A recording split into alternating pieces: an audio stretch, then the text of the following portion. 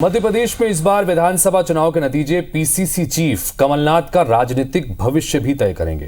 कांग्रेस को सबसे ज्यादा उम्मीद कमलनाथ के गढ़ महाकौशल से ही है पुनीत। बिल्कुल, और इसी बात को मैं आगे बढ़ा रहा था कि कांग्रेस पार्टी के साथ साथ अब की बार जिन फेसेस की साख दांव पर लगी उनमें से ही ये वाला चेहरा। बिल्कुल, तो 2018 में कांग्रेस को फायदा मिला था यहां पर, और इस चुनाव में भी यहां पर बम्पर वोटिंग महाकौशल संभाग में हुई है। बीजेपी जहां कमलनाथ को उनके घर में घेरने की रणनीति सफल बता रही है, महाकौशल में बाउंस बैक करने का दावा वो कर रही है। तो वहीं कांग्रेस पार्टी कह रही कि महाकौशल में हुई बम्पर वोटिंग कमलनाथ को फिर मुख्यमंत्री बनाने के लिए दरअसल हुई है। इन दावों के अलावा विश्लेषण से भी ये बात समझने की कोशिश करते हैं कि चुनाव कमलनाथ के लिए किस कदर इंपॉर्टेंट है।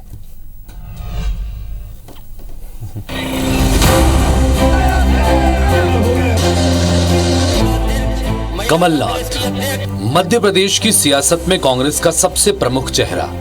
छिंदवाड़ा से 9 बार सांसद रह चुके कमलनाथ साल 2018 में मध्य प्रदेश के 18वें मुख्यमंत्री चुने गए थे। बतौर प्रत्याशी संसदीय चुनाव को अलविदा कह चुके कमलनाथ अपनी सत्ता छीनने के बाद भी सूबे की सियासत में नेता प्रतिपक्ष और प्रदेश कांग्रेस कमेटी के अध्यक्ष के रूप में लगातार सक्रिय रहे। 77 वर्षीय कमलनाथ इस बार फिर कांग्रेस का सीएम का चेहरा है, लेकिन 2028 के चुनाव में भी वो मुख्यमंत्री के पद की दौड़ में रहेंगे, इसकी संभावना बहुत कम है। अब इस लिहाज से 2023 का चुनाव परिणाम कमलनाथ के लिए बेहद अहम है, जो उनका राजनीतिक भविष्य भी तय करने जा रहा है। चर्चा इस बात की सबसे ज्यादा है कि इस बार कमलनाथ के गढ़ महाकौशल का जनादेश क्या आने वाला है। 2018 में महाकौशल ने कांग्रेस को 38 में से 24 सीटें देकर कमलनाथ को सीएम की कुर्सी तक पहुंचाया था। कमलनाथ ने भी अपनी 15 महीने की सरकार में महाकौशल को खूब तवज्जो दी। मुख्यमंत्री के अलावा महाकौशल को विधानसभा अध्यक्ष और उपाध्यक्ष सहित 5 मंत्रियों के पद कांग्रेस की सरकार में मिले।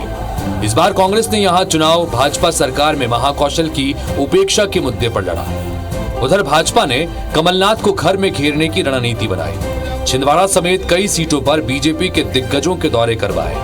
चुनाव में बम्पर वोटिंग हुई। महाकौशल की 38 में से अधिकांश सीटों पर मतदान प्रतिशत 80% को भी पार कर गया, तो छिंदवाड़ा में रिकॉर्ड 85.63% मतदान हुआ। अब इस बढ़े हुए मतदान प्रतिशत को कांग्रेस और भाजपा अपने अपने हक में बता रहे हैं। हमारी बहनों ने इस बार भारतीय जनता पार्टी के पक्ष में बहुत 100% वोट दिया है, तो बहनों ने क्रांति पैदा की है, और ये मध्य प्रदेश के कोने कोने में है, और वही क्रांति महाकौशल में पैदा हुई है।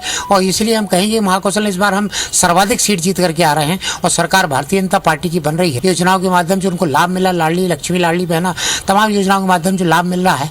उससे उन्होंने समझ लिया कि केवल उत्थान भारतीय जनता पार्टी सरकार कर सकती है। 3 तारीख को आप देखेंगे भारतीय जनता पार्टी की जो नींद है वो किस तरीके से उड़ेगी, और जिस तरीके से भारतीय जनता पार्टी सोच रही है कमलनाथ जी को उन्हीं के इलाके में, उन्हीं के क्षेत्र में घेर देंगे, तो उनकी गलतफहमी है। क्योंकि महाकौशल क्षेत्र का जो मतदाता है वो देखा है कि किस तरीके से भारतीय जनता पार्टी की सरकार में रहते आम जनता की उस क्षेत्र की उपेक्षा होती है।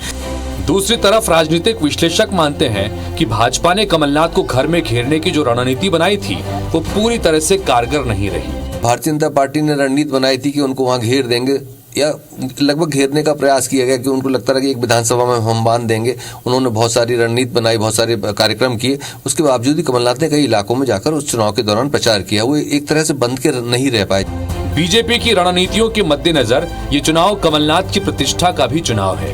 वहीं जब भाजपा के शीर्ष नेतृत्व ने कांग्रेस में केंद्रीय मुद्दे उठाकर माहौल लोकसभा चुनाव जैसा बनाने का भरपूर प्रयास किया है, तो इस बार छिंदवाड़ा या महाकौशल का जनादेश 2024 के मैंडेट की भी झलक दे सकता है। लेकिन इतना साफ है कि 23 के रण के केंद्र में महाकौशल के सबसे बड़े क्षत्रप कमलनाथ हैं, जिनकी जीत या हार सूबे की सियासत की करवट बदल सकती है।